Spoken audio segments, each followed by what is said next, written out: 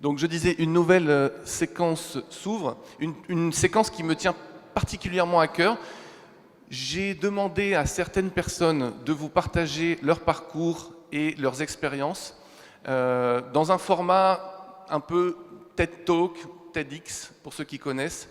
Et j'appelle maintenant avec nous quelqu'un qui a une forte histoire avec l'Italie, entre la France et l'Italie. Je vous demande d'applaudir Jean-Luc Doni, s'il vous plaît.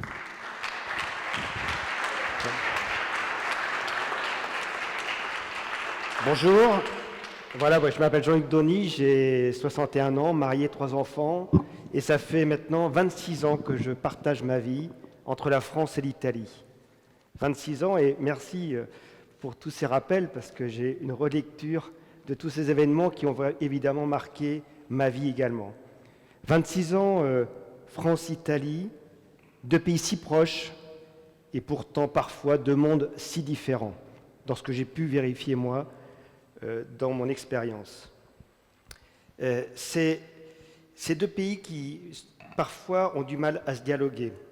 Alors, comment ça s'est passé pour moi ? Je suis arrivé en 99 avec ma famille et je ne parlais pas italien. Et donc, ça m'a obligé à faire quelque chose, c'est de parler moins et d'écouter plus. Écouter plus mes collaborateurs, prendre ce qu'on appelle le pouls de l'équipe, prendre la température du terrain. Et cette écoute, elle m'a permis de mieux comprendre. 2 ans plus tard, j'ai été nommé directeur général, et avec les équipes, puisque j'étais français et toutes mes équipes étaient italiennes, on a réussi à ouvrir une vingtaine de centres. C'était beaucoup, un gros développement, mais si nous y sommes parvenus, c'est parce qu'on a su combiner 2 choses.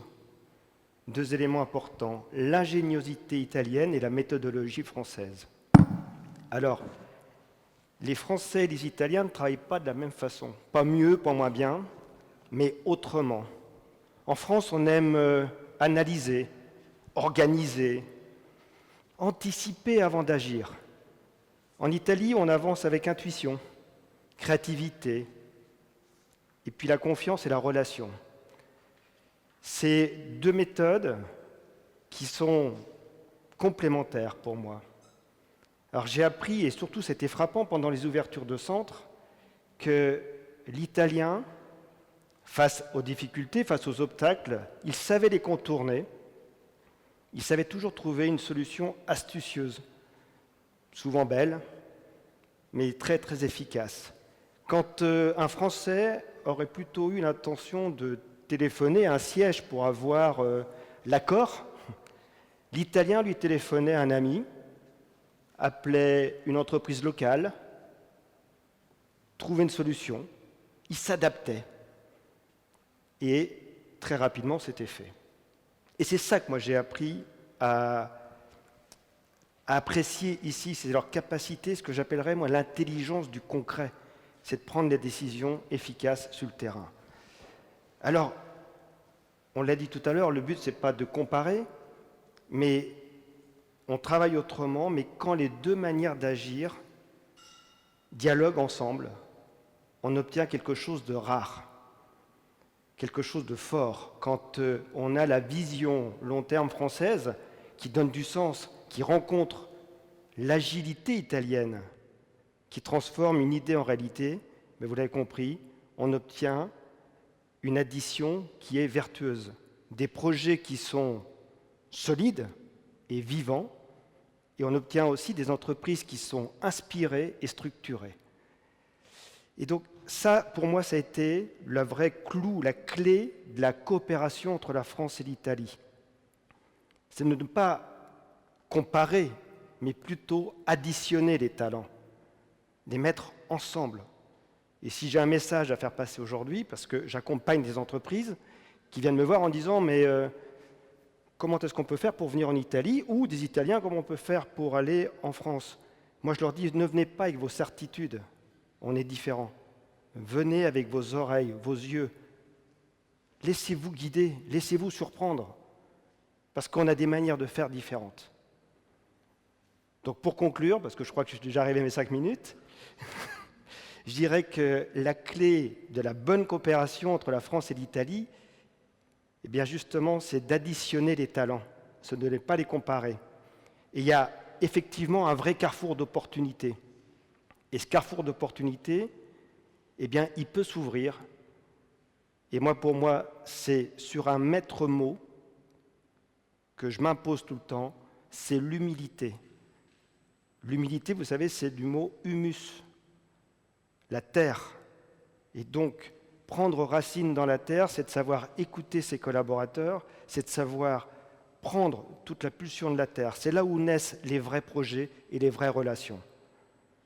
Donc oui, il y a un carrefour des opportunités, et toutes les opportunités s'ouvrent grâce à l'humilité.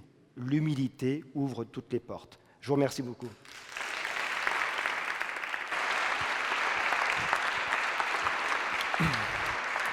Merci beaucoup. Alors, sur tous les témoignages, il y a un duo de femmes que je vais vous présenter qui porte un projet qui m'a été, d'ailleurs, je remercie Olivier, qui m'a suggéré ce projet. Vous allez comprendre pourquoi. C'est un projet qui est soutenu par Interreg Alcotra. Et dès que j'ai découvert le projet, j'ai voulu inviter absolument les personnes qui le portent pour vous en parler, parce que c'est vraiment pour moi l'exemple de cette collaboration vertueuse, comme tu disais, transalpine. On parle d'entrepreneuriat féminin, on parle de renforcement des compétences, on parle de cybersécurité. Vous allez le comprendre. Je vous demande d'applaudir Annalisa Cacciopoli et Alexandra Breillet, s'il vous plaît. Bonjour.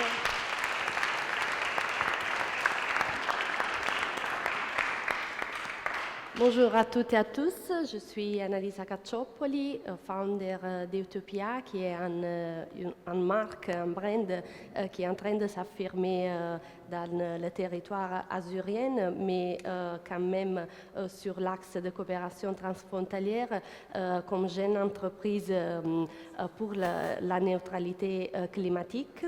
Et ce matin, je vous prie d'accepter les salutations de Madame Maria Luigia Ghiggia, qui est la présidente d'APID, Imprenditorialità Donna, qui n'a pas pu être là ce matin. Et elle sera ici dans l'après-midi pour la table ronde.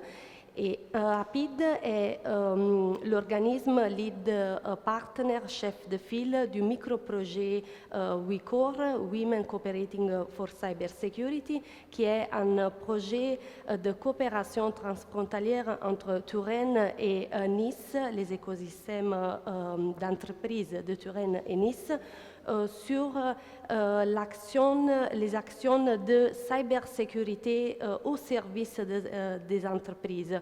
Pas seulement formation, mais même conseils et plans d'amélioration sur la cybersécurité et sur l'intelligence artificielle. Nous avons créé un petit écosystème qui nous voulons perfectionner avec le temps, et nous remercions beaucoup le programme Interreg parce qu'avec la première sortie de l'appel à proposition microprojet, nous avons en effet obtenu le financement pour lancer cet écosystème qui, nous espérons vraiment, va s'accroître et inclure de plus en plus des entreprises cotées par des femmes.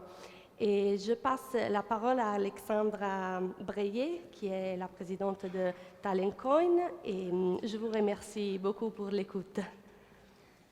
Merci Annalisa. Donc, je suis la fondatrice d'une société qui s'appelle Talentcoin, qui est une société azuréenne qui a maintenant 7 ans d'existence et qui est née autour de l'idée qu'on pouvait mutualiser les compétences entre entreprises en permettant à des entreprises d'utiliser ponctuellement le temps de talent et les compétences particulières de salariés d'autres entreprises. De là est né aussi un programme de formation que Talentcoin a mis en place en considérant que pour pouvoir mutualiser des compétences entre écosystèmes et entre entreprises, quelle que soit la localisation de l'entreprise, il fallait pour ça se doter d'un certain nombre d'outils, en particulier de compétences digitales qui permettent cette accélération, cette transformation et qui alimentent la curiosité des chefs d'entreprise. Du coup, quand j'ai rencontré Annalisa à Nice, à la métropole Nice-Côte d'Azur, et qu'on a commencé à réfléchir à des projets qui permettraient de créer des connexions également physiques et relationnelles entre la France et l'Italie, ça a fait complètement sens. Répondre au projet WeCore, donc c'était aussi le structurer autour de l'idée qu'on soit femme, chef d'entreprise, plutôt de berceau industriel, parfois même en héritage de la structure par un apport familial. C'est ce qui était le cas des entreprises italiennes qui ont rejoint le programme parmi les candidates du programme WeCore, ou que l'on soit start-upeuse sur le territoire azuréen, on avait un élément commun, c'est d'une part légitimer son positionnement et d'autre part monter en compétence progressivement pour pouvoir s'exonérer des frontières géographiques, des frontières sectorielles et pouvoir donner un nouvel élan aux entreprises. Du coup, on a décidé de manière tripartite, puisque c'est un duo ici, mais nous sommes 3 entités. Il y a également la société B-Cube, qui est une experte sur le territoire azuréen dans le domaine de la cybersécurité et qui notamment déploie des solutions de sécurisation des réseaux et des infrastructures des entreprises, quelle que soit leur taille, et notamment les TPE-PME, donc qui est normalement représentée par Sophie Benyamin, qui n'est pas présente aujourd'hui. Quand on a décidé de se réunir toutes les 3 entités avec Apid, B-Cube et Taloncoin, on a construit ce programme pour pouvoir, sur 7 modules, doter les chefs d'entreprise, femmes ou équipes mixtes des 2 territoires, donc une trentaine quand même d'entreprises en cumulé sur les 2 territoires, les doter progressivement de compétences leur permettant de passer au niveau suivant et de pouvoir surtout réaliser du business et des activités et des opérations au-delà de leurs frontières locales. Ça a constitué d'une part monter en compétence sur l'intelligence artificielle, se dire que l'intelligence artificielle n'est pas là pour remplacer l'humain, elle est là pour l'outiller. Et elle est là pour permettre au capital humain de se focaliser sur le cœur de métier, mais pouvoir le transformer, automatiser des processus, mettre du temps et mettre le poids de ses compétences là où ça a réellement un impact pour être contributrice de leur marché et pour pouvoir du coup automatiser un certain nombre de tâches, de processus et accélérer. Lorsqu'on fait ça et lorsqu'on met en place des compétences plutôt dans l'intelligence artificielle pour automatiser des processus ou pour analyser plus rapidement des données, un marché, des signaux faibles sur les mutations de son marché, ce qui est le cas de ces 7 dernières années en particulier, avec une accélération incroyable de ce qu'il faut faire pour pouvoir continuer à satisfaire son marché, y compris captif, ça veut dire aussi sécuriser. Donc on a mis en place aussi des modules de montée en compétences sur la partie cybersécurité. On s'est rendu compte, là on en est au 5e module réalisé, il nous en reste 2 et après on va aussi faire un diagnostic, on l'a fait ex ante, on va le faire ensuite. On s'est rendu compte qu'il y a une appétence forte des chefs d'entreprise, femmes, sur les outils de maintenant, les outils digitaux, mais les outils également de demain et comment se mettre à jour, se mettre à niveau et surtout oser aller au-delà des délimitations sectorielles des activités et également monter en compétence avec quelques faiblesses des sociétés plus que des porteurs et porteuses de projets, parce qu'il y a des femmes assez intéressantes et des hommes également qui font partie des équipes mixtes qui ont été sélectionnés dans ce projet WeCore. On s'est rendu compte qu'il y avait quelques faiblesses sur la cybersécurité et sur le fait de se rendre compte que lorsqu'on crée du capital, lorsqu'on crée de la valeur, ça a été dit ce matin, lorsqu'on crée de la valeur et qu'on veut l'étendre au-delà des frontières, eh bien, il faut s'assurer qu'il y a une sécurisation qui est réellement faite de l'ensemble des outils de production et également des talents, des compétences et des activités qui animent et qui font le cœur et les assets de ces entreprises-là. Donc on les dote d'outils. Ce sont des modules qui sont déployés 2 fois par mois avec du webinaire de 3 heures où j'ai la chance d'essayer de transmettre les compétences digitales pour intéresser déjà à l'intelligence artificielle, à l'automatisation et à la cybersécurité et surtout pour montrer que c'est un indispensable pour les entreprises et les industries de demain. Ne serait-ce que pour faire de la distribution, distribuer et économiser des coûts, ne serait-ce que pour accélérer, ne serait-ce que pour répondre à des attentes et également pour faire de l'attractivité de ces entreprises-là, parce que pour attirer les nouveaux talents, je crois que Jean-Luc a évoqué la nécessité d'attirer et de conserver des nouveaux talents, dans des démarches transfrontalières, eh bien, il faut se doter des bons outils. Et donc, on est assez fiers de ce projet. Oui, c'est vrai. On en parlera plus avant si vous avez des questions. Oui. Nous sommes partis en tant qu'action pilote pour construire et rédiger, mettre ensemble un écosystème très structuré dans le temps. Et donc, pour et tous le développer ceux qui sont, au-delà. Oui, pour tous ceux qui sont intéressés, nous sommes ici pour nous mettre en contact et scaler le projet. Merci beaucoup. Merci. Grazie mille. Merci beaucoup. Très beau projet. Et en discutant, en préparant l'événement d'aujourd'hui, on a aussi parlé de la place de la langue, parce que l'anglais était le choix le plus évident pour ce projet. Même WeCore, à la limite, on pourrait se dire. Et en fait, on s'est rendu compte que le fait que les bénéficiaires des formations parlent une langue commune qui serait le français ou l'italien serait quand même un plus au projet, il me semble. Complètement. Déjà, il y a un enjeu de multiculturalisme et de compréhension mutuelle. C'est vrai que l'anglais a été choisi, mais on s'est rendu compte sur l'ensemble des modules qu'à chaque fois qu'on délivrait les différents webinaires, la traduction devait se faire en français et en italien. Par la suite, pour donc, éviter... renforcer vraiment sur ces projets Interreg Alcotra, sur la coopération transfrontalière, les relations culturelles France-Italie et surtout la langue. Donc, merci beaucoup, c'est le meilleur des messages que vous pouviez me donner. Merci. Voilà. Merci encore. Merci, avec plaisir. Merci.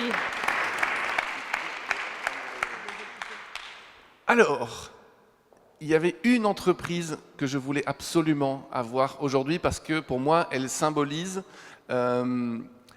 l'excellence de la relation franco-italienne dans des domaines et dans la complémentarité des filières. C'est l'avenir. Hein, on travaille sur des technologies qui vont nous servir à tous, je l'espère, dans les années à venir. Donc j'appelle tout de suite Daniele Tomatis de Nucleo.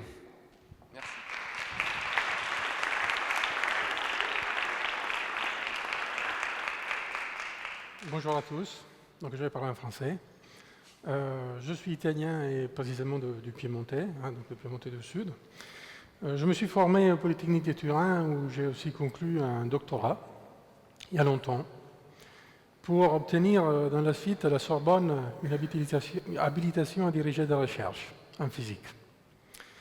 J'ai conduit ma carrière principalement en France, où je réside toujours. En effet, je partage mon temps entre Turin et un petit village dans les Yvelines, dans le 78, où il y a toute ma famille d'ailleurs. J'ai toujours travaillé dans l'ingénierie nucléaire, disons, l'industrie de l'atome, et en particulier dans l'industrie de l'atome en France. L'industrie nucléaire en France est une réalité qui emploie beaucoup de personnes. Donc il y a 3 ans, après une longue période passée au commissariat pour l'énergie atomique, au CEA, à Saclay, j'ai accepté un nouveau poste dans une petite entreprise qui s'appelait Nucleo, et qui démarrait de Turin d'ailleurs, et qui proposait un nouveau concept de réacteur nucléaire qui avait été traité dans le passé plusieurs fois. Plusieurs fois, ils avaient essayé de proposer la réalisation, la conception d'un réacteur à neutrons rapide pour une meilleure utilisation de la matière fissile nucléaire et surtout pour la valorisation du plutonium, qui est quand même exploité en France dans un premier passage de recyclage du combustible nucléaire. Mais que cependant, même en ayant 57 réacteurs qui fonctionnent aujourd'hui tous les jours, on ne peut plus traiter après un passage d'un réacteur, comme on l'appelle à l'instant. Donc, ces nouveaux types de réacteurs nucléaires peuvent mieux valoriser la matière en transformant des déchets en nouvelles ressources. Et c'est ainsi que j'ai accepté cette tâche. Aujourd'hui, j'occupe la position de directeur du département d'R&D dans la simulation numérique. La majorité du personnel de ce département est à Turin, et une autre partie est à Saclay, dans des bureaux d'EDF, dans le siège de la R&D d'EDF, qui nous prête gentiment ses bureaux. Donc Nucléo a démarré en septembre 2021 avec un groupe limité, très peu de personnes, et aujourd'hui compte environ 1000 personnes. En 3 ans et demi, c'est une croissance importante. Avec des bureaux étalés sur toute la France, l'Italie, en Belgique, aux États-Unis, en Slovaquie.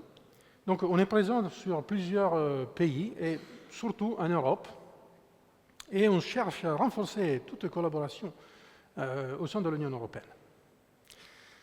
Donc, Nucléo souhaite réaliser de nouvelles unités de réacteurs en neutron rapide refroidis aux plombes. En français, il y a un acronyme, on dit RNR-PB. Alors qu'en France, on a développé des RNR, mais refroidis au sodium, et ça a été la filière qui a dominé la recherche pendant des décennies, et qui avait abouti avec la réalisation d'un réacteur prévalence qui a opéré de longues années, et qui s'appelait le Superphénix. Voilà. Désormais, aujourd'hui, il est en état de démantèlement. Donc, le réacteur refroidi aux plombes, par contre, avait été le choix des Russes, qui d'ailleurs font toujours fonctionner leur sous-marin nucléaire avec. Nous, on propose des applications civiles, cependant. Donc, cette synergie entre la France et l'Italie vient du fait que, bien évidemment, en France, nous avons toutes les installations pour manipuler la matière radioactive et le combustible nucléaire, et même de le préparer, à tel point que l'on souhaite réaliser une usine pour la fabrication du combustible dans le Gard, si tout va bien. Une usine complémentaire, disons, au cadre de la préparation et la production du combustible nucléaire en France, en proposant donc un nouveau type de combustible, un nouveau type de MOX. MOX, c'est un acronyme qui signifie Mixed Oxide Fuel. C'est un mélange de poudre de uranium et plutonium. Et c'est un plutonium, disons, pas bon, dans le sens que ce n'est pas adapté pour l'utilisation dans les réacteurs commerciaux d'aujourd'hui. Voilà. Les bureaux qui s'occupent de la conception d'usines du combustible nucléaire sont à Aix-en-Provence et Avignon. Le centre de l'ingénierie se trouve par contre à Lyon, et le siège en France du département Code et Méthode, étant le département que je dirige, est à Saclay. Le siège de représentance est d'ailleurs à Paris. Place des Pyramides, pour ceux qui connaissent, c'est tout près du Louvre. En Italie, nous sommes présents à Turin, où nous gardons la plupart de la R&D, notamment dans la simulation numérique. Nous avons un centre à Bologne, un soutien à notre partenaire stratégique Enea. Enea, c'est le correspondant du CEA pour l'Italie. Et Enea a un centre pas loin de Bologne, dans le centre du Brasimone, où nous gardons des installations expérimentales pour étudier la thermochimie et la thermofluidodynamique du plomb fondu. Donc un fluide à 400 degrés qui a un comportement très différent de l'eau, d'ailleurs. Voilà. Donc, je ne vais pas regarder l'heure, parce que tout nous s'est recommandé, il en restait 5 minutes. Je partage entièrement en fait, cette complémentarité des caractères entre italien et français. C'était drôle en fait, de reconnaître ce que vous disiez, mais disons, un Olympiade italien qui est devenu français.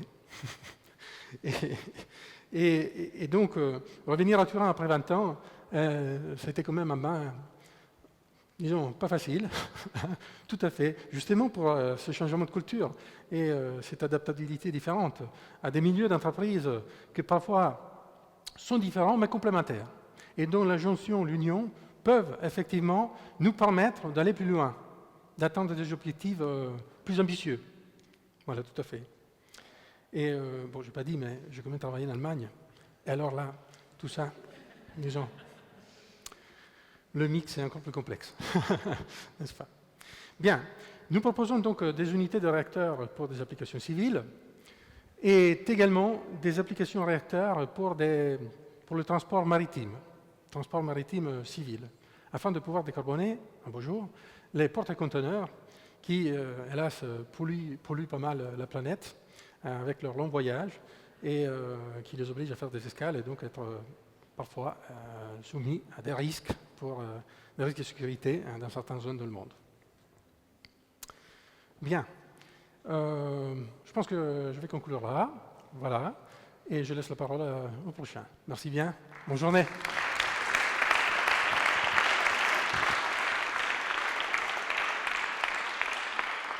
Merci beaucoup, Daniele. Alors, j'ai découvert, grâce à Matteo Cocuzza, une personne avec qui le feeling est passé immédiatement. On avait un rendez-vous 45 minutes prévu, je crois que ça s'est transformé en 2 heures. On est allé manger ensemble et à la fin, je lui ai dit, écoute, non seulement je voudrais que tu témoignes de ton parcours entre la France et l'Italie, mais en plus, si vraiment tu penses que c'est possible, j'aimerais que NutriSense soutienne l'événement. Et ça s'est fait sur le parking, tu te rappelles?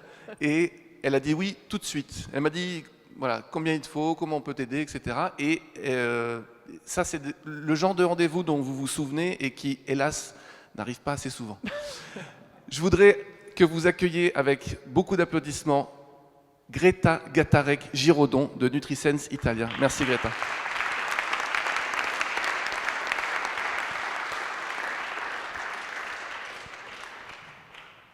Alors, on est encore avec Daniele Tomatis, mais c'est pas grave. Je suis Greta Gattarec-Girodon et je tenais tout d'abord, vous voyez, je suis très maligne parce que j'ai déjà utilisé le cahier d'Alliance française. Je voudrais tout d'abord remercier pour l'organisation de cet événement qui met en valeur nos 2 pays. Donc un grand merci à tous les organisateurs et notamment l'Alliance française. En effet, j'ai accepté de manière assez spontanée l'invitation de Geoffroy pour participer à cette journée et apporter mon témoignage. Aujourd'hui, le fil conducteur de la journée, de cet événement, est le carrefour des opportunités entre la France et l'Italie. Et moi, mon témoignage parle d'une expérience de 13 ans, puisqu'il y a 13 ans, l'entreprise dans laquelle je travaille, NutriSense, a saisi l'opportunité et a créé une filiale italienne, la première filiale du groupe. Et nous choisissons à cette époque, de manière naturelle, le Piémont et Turin pour créer cette filiale. Nous avons démarré pratiquement de zéro. C'était une grande aventure pour arriver aujourd'hui à une entité, à une entreprise qui emploie 30 personnes et qui réalise un chiffre d'affaires de 15 millions. Nous fournissons les solutions, nous proposons les solutions nutritionnelles pour les personnes âgées, pour les personnes malades, aux hôpitaux italiens, aux maisons de repos, aux pharmacies. Et moi, j'ai une grande chance de diriger cette filiale italienne. À titre personnel, puisqu'on parle des témoignages, à titre personnel, professionnel et humain, cela a été une expérience extrêmement enrichissante depuis ces quelques années. Une découverte approfondie du monde des affaires en Italie. Une découverte humaine de toutes les qualités des Italiens que j'ai pu vivre et que je suis en train de vivre au quotidien. La réactivité, la facilité d'adaptation, la compétence, l'ouverture d'esprit, l'envie de travailler, la rigueur, l'engagement et la motivation. C'est tout ce que je constate tous les jours.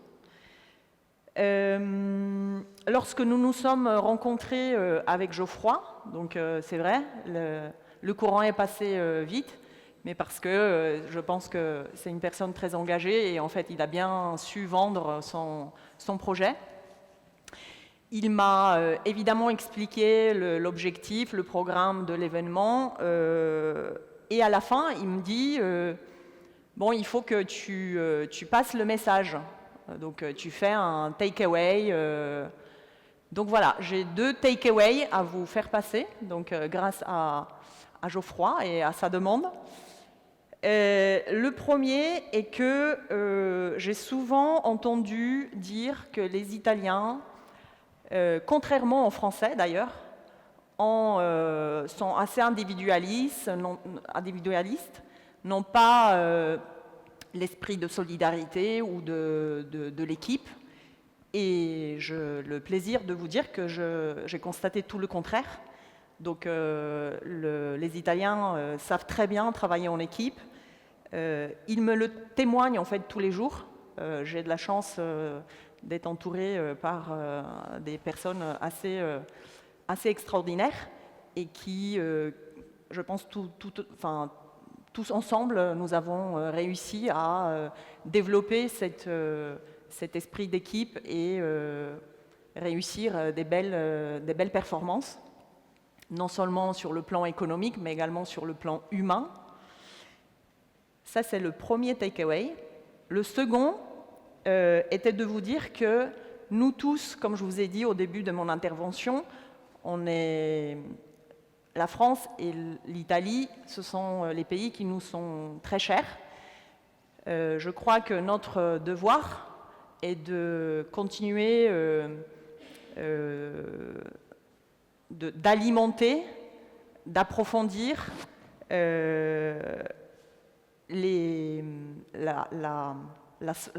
collaboration, de cultiver cette belle tradition entre les 2 pays, culturelle, économique, humaine.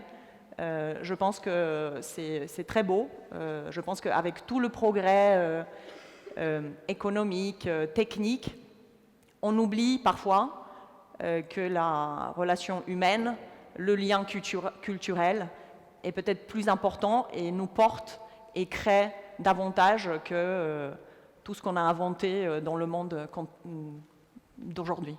Voilà. Merci à vous.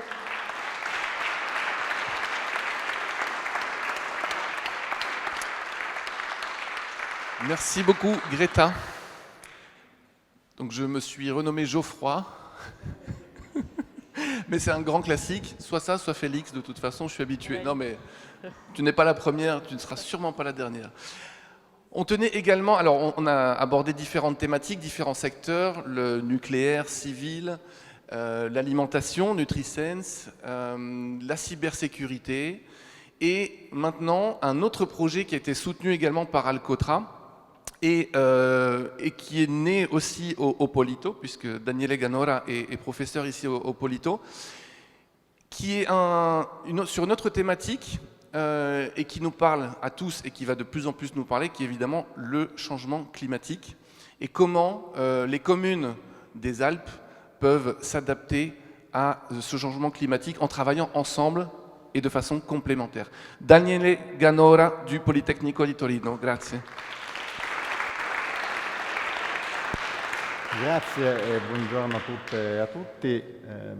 Vi parlo di questa attività che è un progetto di ricerca applicata in cui il Politecnico è partner con Regione Piemonte, Regione Valle d'Aosta, lato italiano, è partner con l'INRAE e l'Università Savoie Mont Blanc di Chambéry, lato francese. È un progetto Interreg Alcotra, quindi come abbiamo sentito si occupa di questa fascia alpina, molto importante perché l'obiettivo è di gestire le risorse idriche messe a dura prova dal cambiamento climatico. Lo sappiamo bene, sulle Alpi l'ambiente montano è molto sensibile al cambiamento climatico, non solo il cambiamento climatico, ci sono poi cambiamenti anche socio-economici che sono importanti, quindi tutto ciò che vale anche per gli aspetti climatici poi ha un impatto a valle, no? Spesso la risorsa idrica, non so, la penso un po' come le ruote di un'auto, che uno quando compra l'auto guarda il motore, il colore, se è bella fiammante rossa, e non ci fa caso alle ruote, ma senza ruote poi non va tanto distante, no? E la risorsa idrica è un po' così, bisogna saperla gestire, si hanno delle infrastrutture per usarla, bisogna fare manutenzione, dobbiamo essere pronti agli imprevisti, come quando uno fuori la gomma deve fermarsi e cambiarla o avere il numero del carro attrezzi almeno. E non è tanto tempo che è successa una cosa del genere, 2022 in Piemonte una grossa siccità ha messo a dura prova le produzioni agricole di irrigazione, gli impianti idroelettrici hanno dovuto rilasciare acqua per l'irrigazione, quindi capita e capita anche spesso. Poi bisogna che questi sistemi infrastrutturali si adattino nel tempo, come quando mettiamo le gomme invernali per andare a sciare in tranquillità, anche gli impianti che magari esistono già dobbiamo adattarli, a volte dobbiamo farne di nuovi, a volte dobbiamo smantellare alcuni vecchi che non servono più, quindi il contesto è questo. Io ho avuto in questo caso l'opportunità di coordinare il progetto lato politecnico, quindi io avevo già lavorato su altri progetti di cooperazione, ma avevo sempre fatto il mio lavoro, diciamo, più limitato. Adesso sono stato felicemente costretto a coordinarmi sia internamente come Politecnico, noi abbiamo tante professionalità diverse, ci occupiamo di acqua, di strutture, di dighe, di tante cose, ma a interfacciarsi con i partner, in particolare con quelli francesi che hanno appunto una visione magari anche un po' diversa. E quindi alla fine mi sono domandato due cose. Primo, ma serve davvero intervenire? Cosa dobbiamo fare? Allora, il progetto, che si chiama Becca, tra l'altro un acronimo complicato, non ve lo dico tutto, si occupa di proporre come soluzione l'utilizzo e la gestione dei piccoli invasi. Quelli reservoir e barrage sono, diciamo, le parole chiave in francese, mi limito solo a queste due perché poi non sono granché bravo, ma diciamo, serve, sì, ci sono tante dighe, no? Tante grandi dighe, ecco, le grandi dighe ce ne sono sia lato italiano che lato francese, ma sono ben monitorate, sono tenute sotto controllo, ci sono esperti che ci lavorano. Il problema è tutto quello che sono le piccole opere, ce ne sono tante. In Piemonte ce ne sono più di 5.000, non solo in montagna, anche in altre zone. Quindi sono tante. Sono piccole, ci sono questioni di budget, bisogna costruire delle regole, delle metodologie di analisi, dei corsi di formazione. Questo progetto si rivolge anche poi ai professionisti, non solo agli enti. Si cerca di trasferire informazioni, si cerca di fare manuali bilingue per far sì che anche i professionisti possano utilizzare quello che è il prodotto del progetto. E quindi servono? Io credo di sì, perché ci sono tanti casi di applicazione, quindi serve un'omogeneità, ma al tempo stesso serve qualcosa di flessibile, serve qualcosa che possa adattarsi a questa miriade di casi. E qui viene il buono della cooperazione, perché, come abbiamo sentito già da altri oggi, ci sono differenze obiettivamente culturali, anche legislative, per esempio nell'ambito delle costruzioni idrauliche, e tutto questo ha portato a esperienze anche molto diverse tra Italia e Francia, e anche all'interno dell'Italia, per esempio, tra regioni diverse. E quindi mettere insieme queste cose facilita tantissimo il lavoro. Cioè, è chiaro che la regione Piemonte o la regione Valle d'Aosta o la regione Rhône-Alpes poteva farsi da sola la propria manuale, ma farlo insieme è più facile e permette di condividere esperienze che veramente non credevo neanche ci fossero, ma ho avuto modo di apprezzare. Grazie.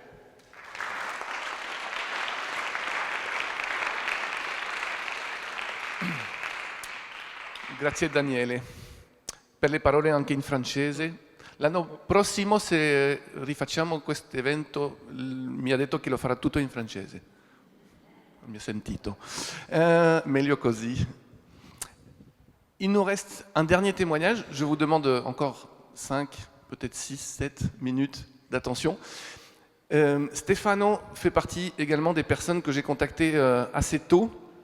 On a été présenté au 14 juillet au Teatro Regio, dans un cadre magnifique. Et Stefano est le genre de personne qui, comme on dit en français, part au quart de tour. C'est-à-dire que si l'idée lui plaît, il va non seulement faire ce que vous lui demandez, mais il va faire encore plus. Et c'est assez drôle parce que je ne connaissais pas la Fondazione Links, pour être très sincère. Depuis 2 ans que j'étais à Turin, je ne connaissais pas. Et depuis que je connais, j'ai l'impression que je la vois partout. Voilà. Et donc, le parcours de Stefano est pour moi très très inspirant, un très beau parcours, vous allez le découvrir. Et je voulais absolument qu'il le partage avec vous. Mesdames et messieurs, Stefano Buscaglia, directeur de la Fondazione Links. Bonjour. Bonjour à toutes et à tous. C'est toujours agréable d'être le dernier obstacle avant le déjeuner. Ça, c'est sympa. Donc, merci Geoffrey. Mais je suis ma trace. Je cherchais l'erreur, suivre ma trace. Mais voilà. Et comme ça, je vais rester dans les temps impartis. Et ce sera en italien, parce que je parle assez mal français. Mi resta comunque nel cuore, e ci pensavo proprio grazie all'intervento che dovevo fare oggi, quel caffè cattivissimo alla Gare de l'Est, col bretzel più buono del mondo, che presi il 15 gennaio 2007 quando salì negli uffici dell'SNCF della Gare de l'Est, dove presi la posizione di chef de projet del TGV, di uno dei pezzi del TGV Est européen. E questa esperienza me la ricordo ancora oggi, ed è un'esperienza che diede inizio a questo percorso di 15 anni a Parigi. Parigi mi ha dato una compagna, mi ha dato 2 figlie, verifico, sì, sono 2 figlie, 5 posizioni lavorative in 3 aziende, 4 indirizzi diversi, tutto questo in 15 anni. Mi ha dato un MBA a Fontainebleau e soprattutto mi ha dato anche il piacere di ritrovare la pratica strumentistica, una pratica strumentistica di alto livello. Io sono un violinista amatore come la mia compagna, ma le orchestre amatoriali di alto livello non esistono, non esiste la pratica amatoriale adulta della musica in Italia, esiste poco, e invece a Parigi ne ho beneficiato tantissimo ed è stato fantastico. Ma non sono qui per parlarvi di questo, io sono un puro prodotto europeo, perché, come diceva Alberto Sapor, che adesso è scappato, ho fatto un Erasmus a Lione e poi ho lavorato in Spagna, in Romania, per poi lavorare a Parigi quei famosi 15 anni, e ora sono qui a Torino da 5 anni. E quindi da cittadino europeo mi chiedevo: ma come posso ispirare oggi? Era ciò che mi è stato chiesto di fare. E ispirare, l'ho pensato a un altro cittadino europeo un po' ante litteram, che è stato Italo Calvino. Anche lui ha avuto un percorso tra Torino e Parigi. Allora ho adottato da lui, senza volermi ovviamente paragonare a Italo Calvino io, ma qualche suo schema, e cercherò nei prossimi 4 minuti o 3 forse di raccontarvi quello che ho pensato. Allora, per Italo Calvino Parigi era il luogo dell'ingegneria letteraria con l'Oulipo. Lui l'ha utilizzato per ingegneria letteraria, io ho imparato l'ingegneria ferroviaria e poi tante altre cose. Ma a Parigi ho imparato ad essere ingegnere, di fatto. Ho imparato quello che era il professionnalisme in francese, être professionnel, e lo dico in francese appositamente. Ovviamente Parigi, e Calvino poi ne parliamo poi a pranzo, descrive Parigi come un'enciclopedia a cielo aperto, e la descrive in un racconto molto bello che vi consiglio, che è Eremita a Parigi. Ma questa è un'altra questione. Insomma, Parigi mi ha insegnato ad essere un professionista, e quindi mi ha quasi spaventato il concetto di rigueur e engagement che ho scoperto i primi giorni, i primi mesi e anni di lavoro. L'ossessione per la pianificazione e relativa a ripianificazione e riripianificazione continua, ovviamente, no?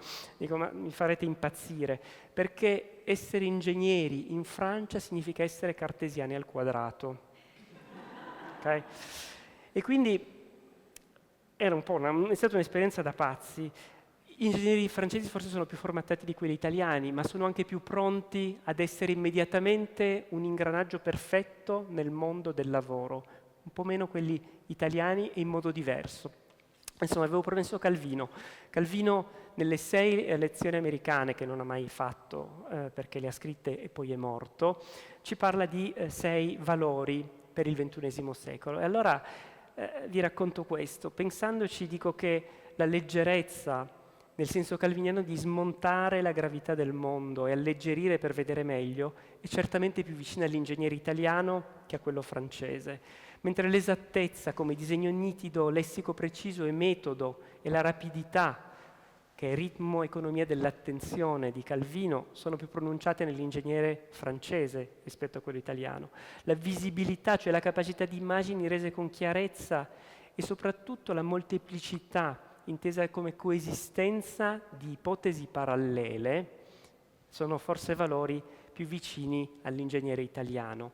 E sulla coerenza, che è l'ultimo dei 6 valori, che è mettere in collaborazione, in coesione i mezzi con i fini, credo che metterei la palla al centro perché siamo campioni entrambe le nazionalità. E insomma, il mio intento, lo avete capito, non è quello di fare la schedina o creare categorie e stereotipi, ne abbiamo già abbastanza e poi nel nostro mondo. E poi io sono innamorato delle 2 culture, lo avrete capito, e anche sui vini e sui formaggi non ho preferenze. Per cui il metodo Calvino è quello di non contrapporre gli opposti, ma di farne sintesi e utilizzarli come strumento. Per cui lui dice di alleggerire senza banalizzare, di accelerare senza perdere il controllo e la misura, di cercare precisione nella complessità, di allenare l'immaginazione visiva e abbracciare la molteplicità, ma con metodo. Insomma, vengo alla conclusione, perché i 5 minuti sono scaduti, credo. Posso affermare che il mio lavoro di oggi da direttore di questa splendida realtà, grazie ancora a Geoffrey per i complimenti, siamo un po' dappertutto forse, questa bella realtà, essere direttore significa essere sintesi, la capacità di gestire molteplicità e di fare sintesi degli opposti, alla Calvino un po'. E quindi 2 paesi così vicini ma simili mi hanno dato la possibilità di esplorare le sfumature delle differenze. E quindi credo di aver portato più giovane nel rigore delle società di ingegneria francesi un po' magari di eclettismo, di creatività. E credo invece oggi come direttore in Italia, e non è stato facile, sono d'accordo con te, tornare in Italia dopo tanta formattazione in Francia, credo di essere fortemente condizionato dal mio modo di lavorare francese e credo che questo porti un apporto positivo e ricco al mondo in cui lavoro. Quindi Torino e Parigi, in queste 2 esperienze ho capito che si parla di fatto la stessa lingua in modi un po' diversi. In Francia magari ci si esprime con una tabella Excel mandata via email, in Italia magari ci si mette d'accordo un po' più con un lungo caffè, ma di fatto se noi non dimentichiamo e non sintetizziamo, Jean-Luc, queste 2 anime e non troviamo un punto comune, non possiamo fare innovazione, non possiamo creare progresso. Vi ringrazio.